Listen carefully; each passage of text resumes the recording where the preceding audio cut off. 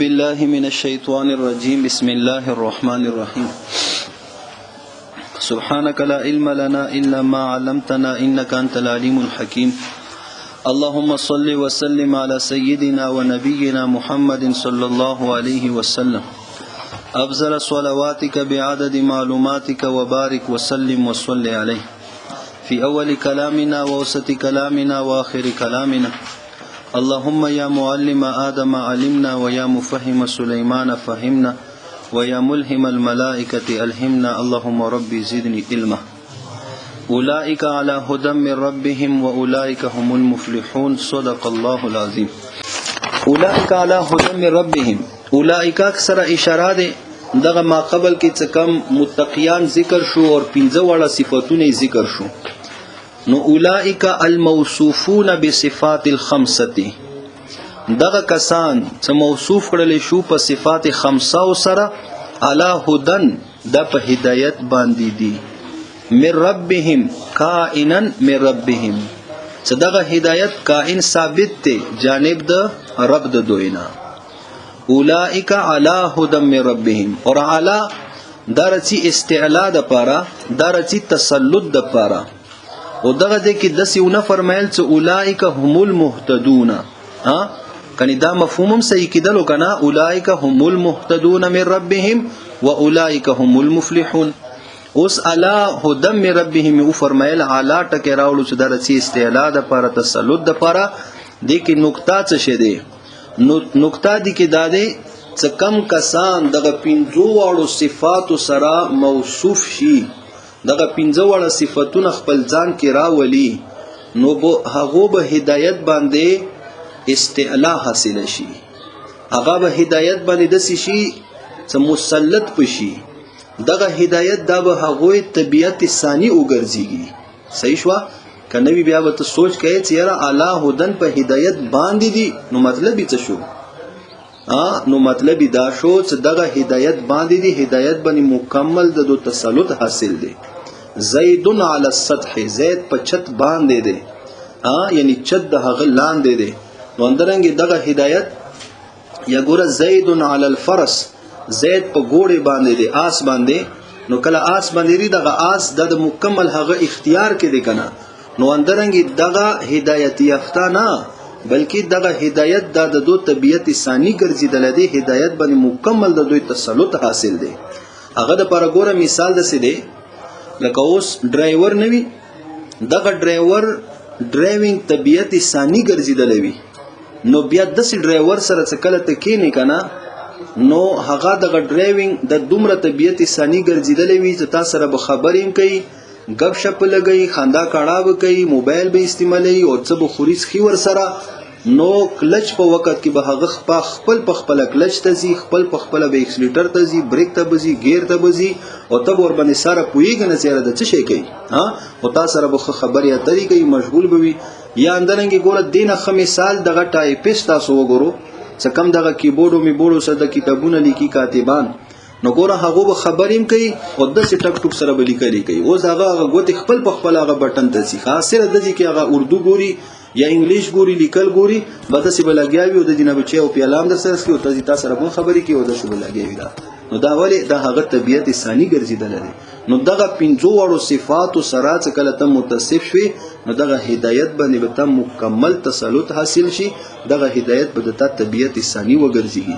نو اولئک علی هدى من ربهم، اولئک مسلطون علی هدى من ربهم، دغه کسان الموصوفون بصفات الخمسه مسلطون علی هدى من ربهم، دا مسلط په هدایت باندې من ربهم، چې دغه هدایت جانب د رب د دوی نه دی.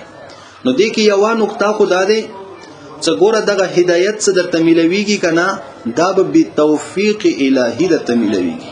صحیح شو؟ د الله تعالی په توفیق سره دې کې د انسان خپل څه کمال نشته، الله تعالی په توفیق سره دا ملويږي. اور بل دا دي چې من ربهم نه معلومه دا شو چې هدایت په هغه هدایت وي چې هغه ته الله هدایت نه یلی وی کنه. صحیح شو؟ ازه هر یو سړی دعوا کوي کنه چې په هدایت باندې نه، هدایت هغه هدایت چې الله ورته هدایت نه یلی دي. اولئک علی هدى من ربهم، اور بل دغه هدن دا نکره ده، نکره. نو اوس غیر معین هدایت غیر معین، نو عظمت شان طرف ته اشاره ده چې د داسې هدایت باندې دي چې بس د علم الله تعالی ته دی. صحیح شو چې د څومره عظیم هدایت دی، په څرنګه هدایت باندې دي، علم الله ته دی، حقیقت نه الله خبر دی. و اولئک او دغه کسان هم المفلحون، خاص دوی کامیاب دي. المفلحون الناجون الفائزون، نجات مندون کی کامیابی دن کی، الناجون الفائزون. اور بل دې سره دغه تعبیر هم لګولای شو چې علی هدم ربهم فی الدنیا، په دنیا کې دوی هدایت باندې دي، د یو ثمره دغه صفاتو. اور و اولئک هم المفلحون فی الاخره، د دویمه ثمره دغه صفاتو چې آخرت کې دا کامیاب دي. صحیح. و اولئک هم المفلحون. اور بل دغه ذکر د مولوی صاحب څګورا المفلحون دغه مسند دی کنه مفلحون، اور مسند دا همیشه نکره رسی، او دغه ځکه الف لام ور باندې داخل شوی، یعنی معرف باللام دی، الف لام نو معرفه دی. اور بل دغه ځکه ضمیر هم مقدم راغلی دی، دا هم د تخصیص پیدا ورکوي. اور مسند هم څه کله معرف باللام شي کنه نو هغه حصر او اختصاص د پاره راځي. لکه ګوره اوس ته وی کنه زید جالس، زید ناس دی، یرا امر بکر خالد ناس دی او که ناس ندی، یرا هغه نه زنیم خبر، هغه نه مڅ ندی کومایلو زید ناس دی. او څه کله زب یو ویم کنه زید نیل جالس، نو بیا معنا څه شوا؟ اکیلی زید ہی بیٹا ہے. ها یوازې زید ناس دی، نور څوک ناس ته ندی، نور ټول ولاړ دي. نو درنګي اولئک هم المفلحون. نو اوس کله د حصر او د اختصاص ولا फायदा کوي کنه، نو دغه دین بیا معتزله حضرات یو باطله عقیده هغه ور سره ثابتې. هغه څنګه هغه یې څګوره دغه پنځو وړو صفاتو سره څه کم کس متصف وي، نو خاص اندغه خلک کامیاب دي، دین علاوه بل څوک کامیاب ندي. او دغه کامیابی نه مراد دخول جنت ته، چې جنت ته داخل شي. نو دغه پنځو وړو صفاتو کې څه شي دي؟ الذين يؤمنون بالغيب ويقيمون الصلاة، اور ومما رزقناهم ينفقون. نو يقيمون الصلاة دا عمل دی. نو ګوره ایمان دا عمل سره ور ټچ شو، معلومه دا شو چې کله ایمان د وی خو اقامت الصلاة نوي، یعنی عمل د ور سره نوي، نو باس دغه کسانو کې ته موجوده نه، فلاح مندون کې هم المفلحون کې ته داخله نه. نو معلومه دا شوا چې کم یو سړی هغه تاریک ته عمل صالح وي، اور اندرنګ بیا ور سره بل عقیده ضمنن چې مرتکب د کبیری وي، نو دا مخلد فی النار دی، د جنت ته نشي داخليدلی. صحیح شو. او دغه آیت مبارکه نه دا معلومه شو د دې کې حصر او اختصاص دی. نو هغه جواب مونږ ورته دا کوو چې ګوره د دې کې المفلحون سره غلط صحیح دی، معرف باللام دی، حصر او اختصاص پیدا هم کوي. خدا دې چې کله د معرفه دی المفلحون، نو دینا فلاح کامل مراد دی. څه مراد دی؟ فلاح کامل، یعنی کامل فلاح مراد دی، عام فلاح نه دی مراد. نو کامل فلاح په چاته ملويږي؟ چې دغه پنځو واړو صفاتونو سره کم سړی متصف شي، نو هغه به کامل فلاح سره کامیاب وي. او چې کم سړی هغه دې صفاتونو سره متصف نه وي، یعنی نفس ایمانی راوړی وي، نو لہذا هغه به هم کامیاب وي، خو کامله کامیابی به د هغه ولا نه وي. نو المفلحون کامل فلاح مراد دی. ان الذين كفروا سواء عليهم. اوس ګوره درې فرقې سوره فاتحه کې ذکر وي، منعومین، مغضوبین اور ضالین. نو منعومین ولا ذکر وشولو، اوس مغضوبین. چې مغضوبین کې تاسو یو قول خدا بیان شوی چې دینه مراد يهوديان دي، او یو قول ورکې دا بیان شوی چې دینه مراد کافر مجاهر دي، کفار مجاهرین چې کم جهرن کفر کوي قلبن اور لسانن. اور بیا ضالین مراد منافقان دي، الذين يسترون الكفر. نو دا اوس د دویمې فرقې بیان دي چې هغه کافر مجاهر دي. ان الذين بشک هغه کسان کفرو چې کفر کړي دي. کفر د لغوي معنی راځي پټواله، اور کافر د زمیندار ته هم یي، ځکه چې زمیندار د تخم پزمکه کې پټي، نو هغه تام کافر نه وي. نو ته یو زمیندار ته وی کنه چې او کافره نو دا صحیح دی ځکه چې تخم کو پټای کنه بیا غصه شونو بیا ورته وی چې ځکه کافری ټول تخمونه د پټ کو پسماکه کیا نو کافر دا پټون کی ته یی. نو اوس دغه کافر ته کافر ولی یی ځکه چې ستر الحق انادن دو حق پټ کړی دی کنه دی وجنه دی ته هم کافر یی ښا. نو دې سره تعبیر ولګاو ان الذين كفروا ستر الحق اور عنادن و زدن یا زدن عنادن دا ور سره ولګو ځکه سدینا معهود کفار مراد دي ښا. دغه الذين اسم موصول دی کنه دغه الذين اسم موصول دا عهد پر رتلل شي موصول عهد پر رتلل شي. نو دینه معهود کفار مراد دي معین اشخاص ورنه مراد دي چې هغه مختومین یعنی ختم د جباریت ور باندې لګیدل دي مختومین بالکفر دي هغه ورنه مراد دي. لکه مثلا هغه کې یو ابو جهل دی عتبہ دی شیبہ دی ابی بن خلف دی. نو دغه مشهور کفار ورنه مراد دي ځکه چې د دې به سوال پیدا ویږي کنه دغه ځکه ګوره الله فرمایي کنه لا یؤمنون چې دوی ایمان نه وروړي ته ورته تبلیغ کوي او کنه کوي خود ایمان نه وروړي دوی باندې برابر دي. نو به سوال پیدا ویږي چې ډیر کفار بیا مسلمانان نه دي شوي ډیر کفار بیا اسلام قبول کړي دي نو ولي الله تعالی خو دې کوي. نو ته جواب داوا کی چې الذين كفرون مراد معهود کفار دي چې هغه مختومین دي هغه باندې موحد جباریت لګیدل دي ها. ان الذين بشک هغه کسان کفرو چې کفر کړي ای ستر الحق عنادن سواء علیهم برابر دي دوی باندې انذرتهم چې آیت یری دوی لرا ام لم تنذرهم یت نه یری دوی لرا. نو انذار معنا دی یی اعلام بالتخویف تا خبرداري ورکول په يرولو سره خو مع الشفقه. انذار چاته یی اعلام بالتخویف خو مع الشفقه سواء علیهم انذرتهم ام لم تنذرهم.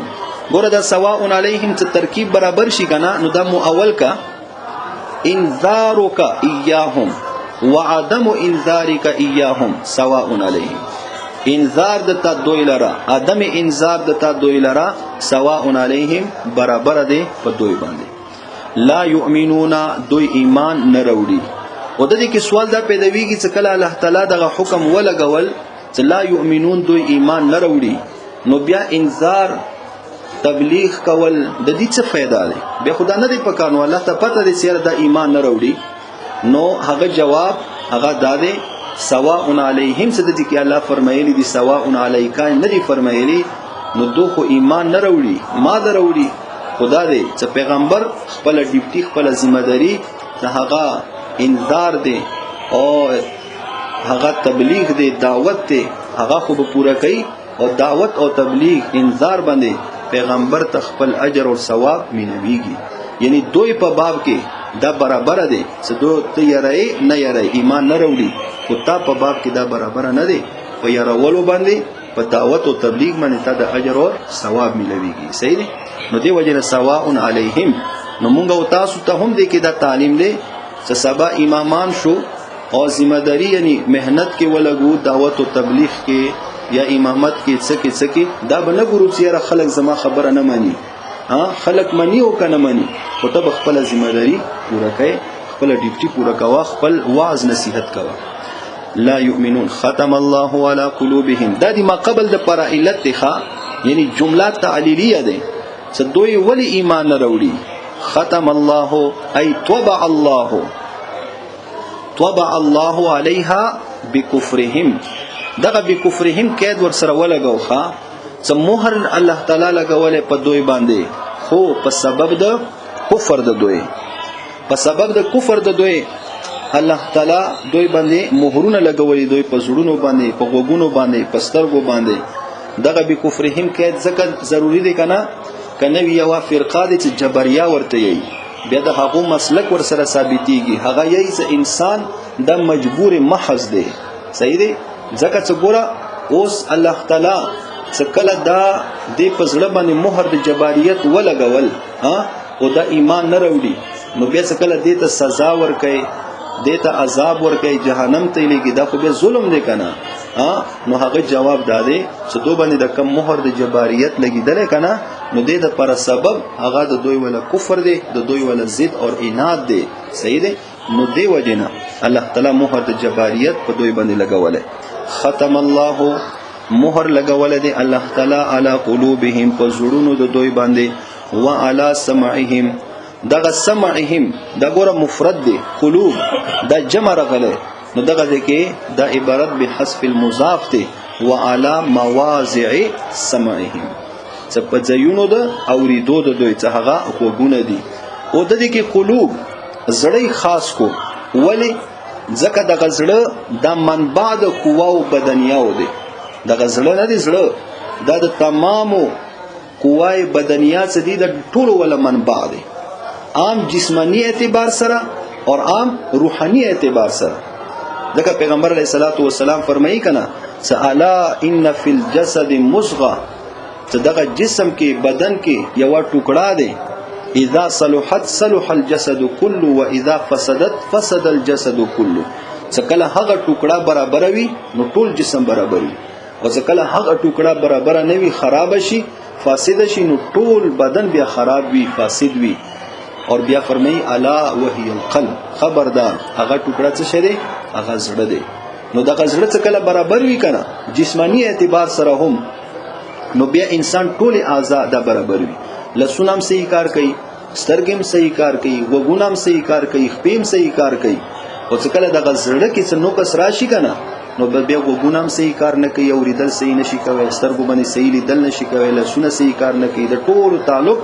د غزړه سره دی د منبع د قوا او بدنیاو دی اندرنګ روحاني اعتبار سره هم څکله د زړه بیمار شي کنه زړه د خراب شي روحاني نو بیا دغه ټول اعضاء خراب شي یعنی سترګو سره بیا سړی ښه نظر نه کوي بد نظری بدل نه کیږي اندرنګ لسونو سره بدل نه ګناه کیږي ژبه ولا ګناه بدل نه کیږي د وګونو ګناه بدل نه کیږي پخپو بدل نه یعنی د ټول اعضاء د خراب یا استعمالي او چې کله د زړه برابر شي نو ټول اعضاء روحاني اعتبار سره هم بیا برابر وي ختم الله على قلوبهم وعلى سمعهم وعلى ابصارهم پسترګو د دوی باندې غشاوتن پردی دي غشاوتن ای اغطیتن پردی دي د دې کې دغه تنوین څه دی کنه تنوین د نوعیت د پاره دی تنویع د پاره یعنی یو قسم پردی دی ښا یو قسم هغه قسم کم قسم دی یعنی دا نه چې دوی پسترګو باندې پردی دي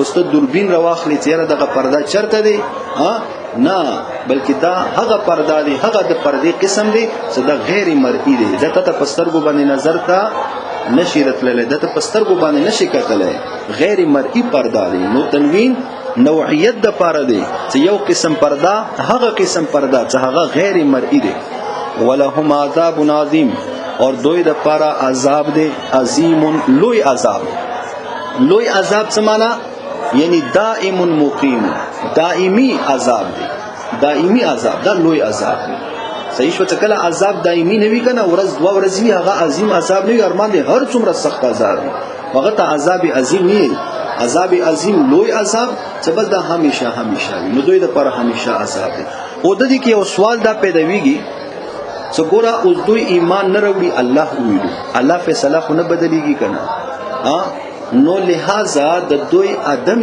ایمان د پر سبب د الله قول وګرځید نو دا سوال پیداویږي او چې کله د دوی عدم ایمان د پر د الله تعالی قول نو بیا د دوی جهنم ته اچول دا ظلم شو کنه نو هغه جواب داده چې د دوی عدم ایمان د پر سبب د الله قول نه دی بلکې د دوی خپل عمل دی ضد اور عناد دی کفر دی صحیح شو نور الله تعالی خود دې صرف خبر ورته ورکړی دی د دې ولا مثال ګوره د سې دی لکه ډاکټر ته سړی لاړ شي کنه اوس دغه بیمار پرهیز نه کوي نو ډاکټر ورته وی چې ګوره دغه دوايي استعمالوا اور پرهیز کوا کنه وی مړ بشي نو اوس هغه بیمار پرهیز نه کوي دوايي نه استعمالي مړ شي نو هغه مرګ د پر سبب د ډاکټر وینا دی او که هغه خپل به احتیاطي دی کنه څه علاج صحیح نه دی کړی دوايي نه دی استعمال کړی او پرهیزي نه دی کړی. نو اندرنګ دغه کفار هم دي. الله وینا د لپاره ادمي ایمان د لپاره سبب نه دی بلکې خپل کفر دی او خپل ضد او عناد دی. ومن الناس من یقول دا او دریمه فرقه بیان دي چې هغه دوالین دي منافقان. ومن الناس بعضی د خلقنا من هغه دي یقولو چې هغه یای د سره قید ولګو لسانن ځکه مخکې الله تعالی ونه نفي کړی دی وما هم بمؤمنین.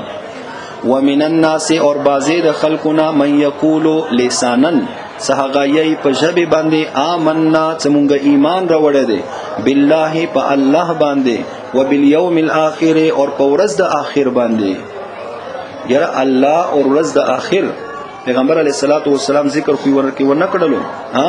نو هغه جواب ته د سیوکه څه محصور د بین الحاصرین د پر حکم حکم د حاصرین وي یعنی ګوره الله دی او ورځ د اخر. نو مینس کې پیغمبر علیه الصلاۃ والسلام دی یو طرف ته حاصر الله بل طرف ته حاصر آخرت.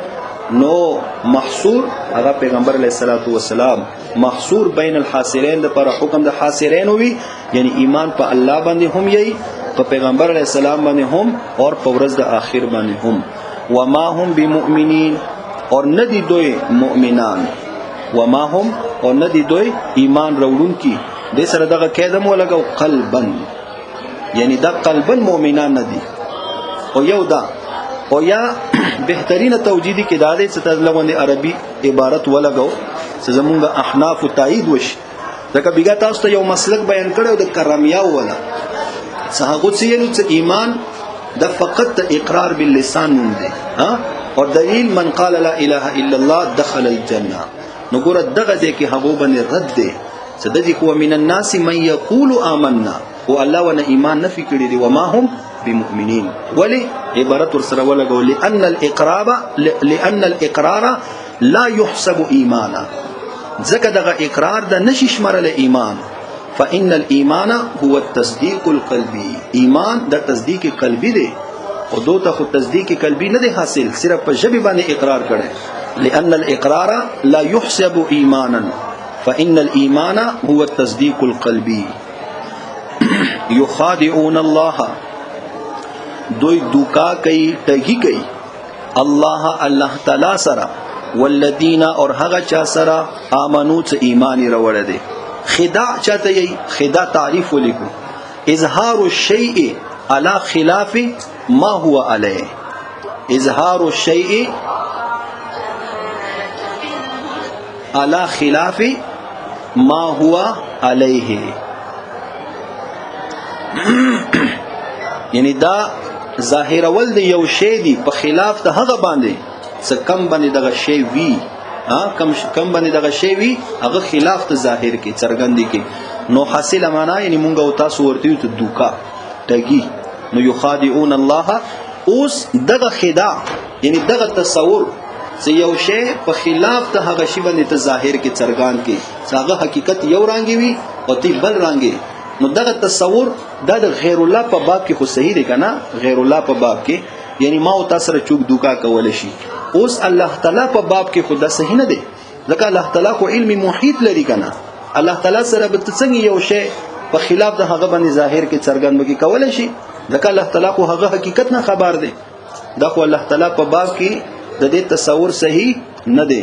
نو دی وجینا د دغه ځکه علما کرام مفسرین او حضرات یو څو توجیهات کړی دي تقریبا 4 توجیهات ترته بیانوم هغه ور سره تعبیرات ولیکو. یو دا یخادعون الله ای یخادعون رسول الله یخادعون یعنی دو الله سره دوکا کوي الله سره ټکی کوي نه بلکې پیغمبر د الله سره صلی الله علیه وسلم دوی دوکا کوي اور الله پیغمبر سره دوکا د الله تعالی سره دوکا دی. دلیل من اطاع الرسول فقد اطاع الله. چا د پیغمبر علیه السلام اطاعت وکړو هغه د الله اطاعت وکړو. نو چا پیغمبر علیه السلام سره دوکا وکړه هغه الله سره دوکا وکړه. یو دویمه توجید دی صدقی کې دغه والذین آمنو دغه واو عطف تفسیری دی صحیح شو. یخادعون الله والذین آمنو دا هغه تفسیر بیانی الله سره دوکا وکړه یعنی هغه خلق سره چې الله باندې ایمان راوړي د الله بندگانو سره دوکا وکا. نو الله بندگانو سره دوکا د سری لکه الله سره دوکا صحیح شو. دو توجیهات اور بل دا دریمه توجیه یخادعون الله فی زعمهم الباطل، فی زعمهم الباطل، پخپل زعم باطل کې دو الله تعالی سره دوکا وکا. یعنی الله خو دوی دوکا کول نشي، خدا دې خپل ګمان کې دا ویلو چې مړه الله تعالی سره مو دوکا وکا، الله تعالی مو وغولول، ها الله سره مټګي وکا. لکه څنګه هغه یو کس وکنه یو مولوی سي دی هغه او شر غنم راوړلو، ها نو غنم راوړلو هغه کې نقد پیسې سیکې ورکې ورواچولې، نو ځکه هغه مولوی سي ته ورکو، مولوی سي قبول کو، نو بیا مولوی صاحب ته یې سره مولوی صاحب نو دی غنمو باندې به څه شي کوي، ها دا به بیا وړي تریشل کوي به وړه بو نه جوړي، خو خواخه د نه دي چې دغه غنم ما خو ته درکو کنه، نو دا به کیلو وي 2 کیلو به وي، بس په بلی خرڅه نو په مایره خرڅ کا، نو تب ور سره تیار وړه واخلي یا بل څه ضرورت شیان به ور سره واخلي، نو 2 سره غنمو د 2 سره غنمو پیسې مثلا 100 روپۍ ورته ورکړي دي، نو واپس ورنه اخستلې دي، زوغه کې خو نغد پیسې دي پټې کړي وي کنه، نو څه کله کور ترغله خزي ته یې نن مو خدای وغولول او مولوی سه مون وغولول، صحیح شو. نو ګوره دا خو خپل ځان کې دی چې ما خدای وغولول، نو خدای غولول دي، ها صحیح شو. نو درنګ دغه منافقان هم یخادعون الله فی زعمهم الباطل. اور څلورمه توجیه ده یخادعون الله یعنی صنیعهم کصنیع الخادع، د دوی ولا دغه انداز سره کنه، انداز صنیعهم کصنیع الخادع سواد سره دغه انداز د دوکا بازانو دی. الله خود دوکا کول نشي، خود سي انداز سره مسلمانانو ته پیش کیږي، دسي انداز سره د اسلام دعوا کوي او دسي اعمال کوي او دسي طریقہ اختیاري، گویا کې دوه الله تعالی دوکا کوي. لکه ګور نن سبا د زمونږ مسلمانانو باندې خصادي کیږي کنه، مفتی صاحب ته براشي یاره ما سره دومره پیسې دی، ما باندې زکات شته، نو هغه به چې نه تا باندې زکات نشته، نو دا خوشاله چې بس مفتی سے من دوکا کو، خدای من دوکا کو، اور اصل کې دی باندې وی زکات. یا مثلا طلاق ولا مسائلو کې، طلاق ولا مسائل یعنی هغه اصلي صورت د سیوی چې بس هغه باندې خزه طلاق وي، او مفتی سے طلاق شي مسله ورته ګول مول کی صورت او تبادل بیان کې غوتی چې نه خزه درمیانه طلاق مونږ درنګ دو هغه انداز د سخپلای چې گویا کې الله تعالی دوکا کو. یخادعون الله والذین آمنوا، اور هغه کسان چې ایمان وروړي، وما یخدعون دوی نه دوکا کوي حقیقتا، دې صدقه کې ولګو وما یخدعون حقیقتا، دو حقیقت کې نشي دوکا کولای. اور یا دا ته استثناء مفرغه شي ځکه مخکې استثناء دی الا انفسهم، نو ولګو وما یخدعون احدا، دو هیڅوک هم نشي دوکا کولای الا انفسهم مگر ځانونه خپل دوکا کوي. خو وما یشورون دسی به حس خلق تی څه دوی ته شعور نه کیږي، خپل حرکاتونه نه دي خبر، صحیح شو. یعنی دسی خلق تی څه دوی ته دغه احساس نه کیږي چې اخیره لکه خدایم دوکا کولای شي. وما یشورون. اور بل دا حاجی فی قلوبهم مرض فزادهم الله مرضا، پزړونو د دوی کې مرض دی، فزادهم الله مرضا، پزیادی کړل دوی ته الله تعالی مرضن مرض، ولهم او دوی د پر عذاب علیم دی. حاجی مرض چاته یی؟ مرض تعریف ولیکو چې کل بدن یا بعضی بدن، کل بدن یا بعضی بدن خپل فطری حالت نه څه اوزی کنه، نو دا مرض دی. خپل فطری حالت نه څه اوزی دا څه شه دی؟ مرض دی.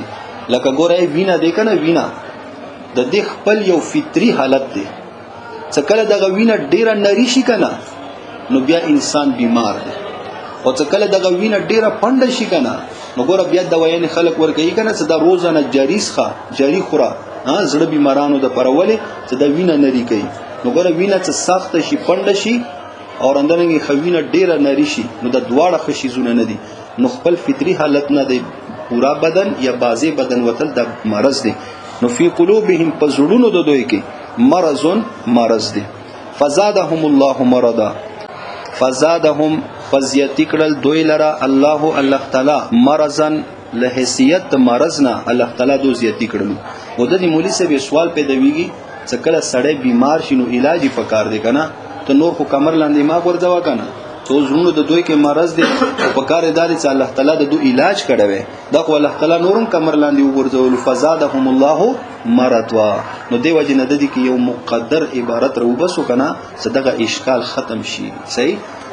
نو هغه داري فلما لم يعالجوه بالقرآن، فلما لم يعالجوه بالقرآن، پس هر کله سدوی علاج و نکړلو دغه مرض ولا بالقرآن په قرآن سره، نو فزادهم الله مرضا، الله تعالی دوی ته مرض زیات کو. الله ورته قرآن لګلې وکنه صدقه قرآن سره به تاسو علاج کیږي، علاج وکړو کنه، نو دوی علاج و نکړلو نو بس الله تعالی ورته نور مرض زیات کو. لکه څنګه ډاکټر بیمار ته علاج ورکي کنه چې دا دوايي اخرى جوړ بشي، او کله هغه دوايي نه خوري نو بیماری به زیاتیږي کنه، وندرنګ دوی قرآن نه علاج و نه کو، بیماری زیات شو. فزادهم الله مرضا ولهم عذاب علیم، او دوی د پاره عذاب علیم دی. نو ګوره اوس یو ماشوم دی کنه، هغه ته کله پلاروي دوايي وسکا هغه نسکی، نو یو خود دې بیماریم زیات شي کنه، خو بل دادې چې بیا پلار دی کنه، نو پلار والو ډبولو تم بیا ځان تیار کی کنه، نو پلار خو بیا اندسې نه پریږدي کنه، نو لہذا د دې کې الله تعالی هم چې بیماری خود زیاته شو وندسې د نه پریږدم، ولهم عذاب علیم، او دوی د لپاره عذاب علیم دی. علیم دغه علیم دا بر وزن فاعل، نو دا یا په معنا د اسم فاعل دی چې هغه مولم، او یا په معنا د اسم مفعول دی چې مولم دی. نو دواړه تصور ورکی صحیح دی. مولم دردون کې عذاب دی، دوی د پاره دردون کې عذاب وي، یعنی دا د سینا څخه بس تشي سوځي نه بلکې دا به دردي، او مولم چې دا د سي عذاب دی چې دردول شوی عذاب دی.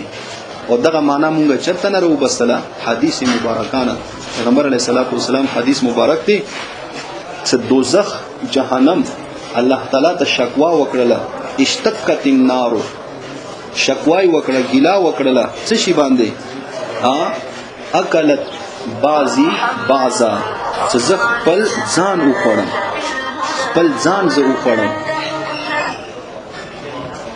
څنګه حدیث اشتقت النار الى ربها، دغه اور دغه جهنم خپل رب ته شکوا وکړه، سی ویلو فقالت یا ربي اکل بعضی بعضا. دا حدیث ولیکو اشتقت النار الى ربها فقالت یا ربي اکل بعضی بعضا، چې زه خپل ځان وخورم، یعنی دومره سخت عذاب دي، چې عذاب په خپل جو جهنم هم تنگ دي.